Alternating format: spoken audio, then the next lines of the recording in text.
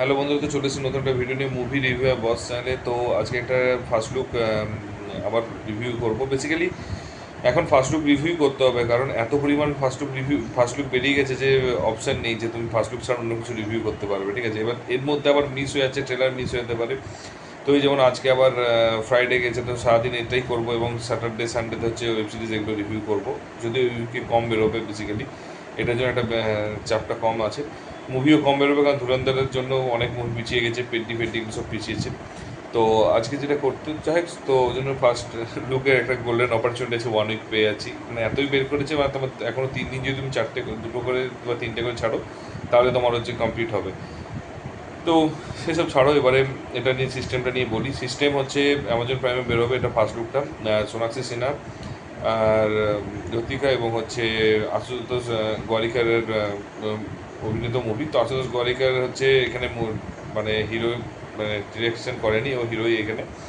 Basically আমি দেখতে পাচ্ছি যে এখনকার রিসেন্টলি হচ্ছে কিছু ডিরেক্টরের হচ্ছে অ্যাক্টারে পরিণত হয়ে যাওয়াটা, আমি কনসেপ্টটা মানে আমার কাছে একটু বুঝতে পারছি না। হয়তো হতে পারে ওরা অন্য কোনো চিন্তা ভাবনা নিয়ে করছে। সে যাই হোক, লোকেশ কানাগরাজের মতো বা আশুতোষ গোয়ারিকার মানে এত ভালো ভালো ডিরেক্টর, আমি বলি তুমি ভাবো, এই ভালো ডিরেক্টর ইন দ্য সেন্স, সে কিন্তু অনেক ভালো ভালো মুভি দিয়েছে, গিফট করেছে স্বদেশ, তারপরে হচ্ছে লাগানের মতো মুভি দিয়েছে। হ্যাঁ, আমার হচ্ছে মহেঞ্জোদারো আর হচ্ছে পানিপথের মতো মুভি দিয়েছে, সেটা নিয়ে আমি কোনো কিছু কথা বলছি না, জাস্ট বলছি কথাটা, ঠিক আছে, জোকসের ব্যাপার। তো আমার মনে হয় যে দু রকমেরই এটা মুভি দিয়েছে। এত ভালো ভালো ডিরেক্টররা কেন অ্যাক্টারে পরিণত হচ্ছে, ডেফিনেটলি কিছু রিজন থাকবে, যে রিজনটা তো আমার হয়তো জানা নেই। তো যাই হোক, ওভারঅল আমার যদি তুমি বলো যে কীরকম লেগেছে টিজারটা বেসিক্যালি হচ্ছে যা বুঝতে পারলাম, পাবলিক প্রসিকিউটর হচ্ছে সোনাক্ষী সিনহা এবং হচ্ছে স্টেনোগ্রাফার হচ্ছে আমাদের জ্যোতিকা, এবং দুজনে এগেনস্টে হচ্ছে, দুজনে একে অপরের সাথে লড়াই করবে। কী বেসিসে লড়াই করবে, কেন লড়াই করবে, সেই জিনিসগুলো হচ্ছে এখনও রিভিল করেনি। বাট এদের দুজনের মধ্যে টাসেল হবে, এবং আশুতোষ গোয়ারিকার হয়তো মিডিল ম্যান কোনো একটা থাকবে, বা হয়তো ওই ভিকটিম থাকবে হয়তো, মোস্ট প্রবাবলি। তো দেখা যাক, এবং ট্রেলার লেভেলে সেটা হয়তো রিভিল করবে। আর ট্রেজারটার মধ্যে সত্যি কথা একটা ডায়লগ সবচেয়ে ভালো লেগেছে অ্যাকচুয়ালি, সত্যি এটা এটা জেনুইন ডায়লগ, কারণ সেকশন 375 যদি কেউ দেখে দেখো মুভিটা বুঝতে পারবে।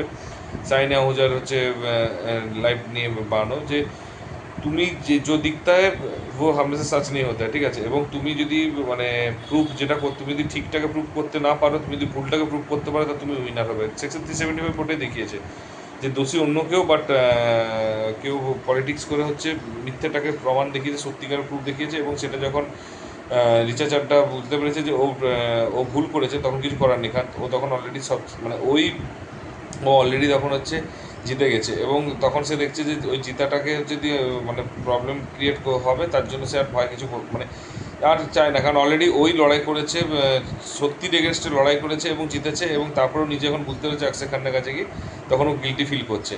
তো এই ক্ষেত্রেও সেম জিনিসটা অ্যাকচুয়ালি দেখা গিয়েছে। যাবে এখানে একটা ডায়লগ রয়েছে যে যেটা সত্যি সেটাই যে সবসময় ঠিক হবে তার নয়, তুমি যেটা প্রমাণ করতে পারবে সেটাই হচ্ছে অ্যাকচুয়ালি ঠিক। তাহলে ব্যাপারটা হচ্ছে এই ক্ষেত্রে কিন্তু এরকম একটা হওয়ার ব্যাপার আছে, যে হয়তো সত্যিটাকে হয়তো মানে প্রমাণ করতে পারবে না, হয়তো মিথ্যাটাকে প্রমাণ করতে পারে। তো সেই জিনিসটা বা ওটা মানে সেই জিনিসটা দেখাইতে পারে হয়তো, বা এটা হতে পারে সত্যিটাই হয়তো প্রুফ হতে পারে, সেটাও বলা যেতে পারে। বাট ডায়লগটা খুব সুন্দর লেগেছে, আর এটা অ্যাকচুয়ালি ডায়লগটা একদম মানে কোর্টরুম ড্রামার জন্য পারফেক্ট, ঠিক আছে। এবং মিউজিক খুব সুন্দর ছিল, খুবই সুন্দর একটা ইন্টেন্স মিউজিক ছিল। তার সাথে হচ্ছে প্রত্যেকেরই যে চোখে মুখে এক্সপ্রেশন হোক বা অ্যাক্টিং হোক, মানে জ্যোতিকার হচ্ছে মানে ওর এক্সপ্রেশনে আলাদা লেভেল একটা রয়েছে, ও অন্যরকম একটা এক্সপ্রেশন দেওয়া হোক, তো খুব সুন্দর লেগেছে। আর সোনাক্ষী সিনহা অ্যাকচুয়ালি কোর্টরুম ড্রামাতে কিন্তু এই টাইপের মুভিতেও কিন্তু ভালো অ্যাক্টিং করে। তো ওভারঅল অ্যাক্টিং, দুজনের অ্যাক্টিং ভালো লেগেছে, পারফরমেন্স ভালো লেগেছে, স্টাইল ভালো লেগেছে, এবং টিজার মানে ফার্স্ট লুক কাটিং ভালো, বিজিএম ভালো, এবং সব কিছু, এবং কালার গ্রেডিংটাও খুব ভালো লেগেছে। তো ওভারঅল সব কিছুই ভালো লেগেছে। তো আমার আমার মানে টিজার ট্রেলারটা কতটা ইন্টারেস্টিং হয় সেটা দেখার বিষয়। যদি তোমরা দেখে দেখো কীরকম লেগেছে, সেটা অবশ্যই কিন্তু জানিও কমেন্ট বক্সে। যদি না দেখে থাকো, কাইন্ডলি ইউটিউবে সার্চ করে দেখতে পেয়ে যাবে। আর যদি ভিডিওটা ভালো লেগে থাকে, তাহলে অবশ্যই শেয়ার করো বন্ধুদের মধ্যে, লাইক কমেন্ট করতে কিন্তু ভুলবে না। আর যদি চ্যানেলে নতুন হোক, অবশ্যই কিন্তু সাবস্ক্রাইব করে দিও। তো দেখা হচ্ছে পরের ভিডিওতে। ভালো থেকো, take care, tata, bye by.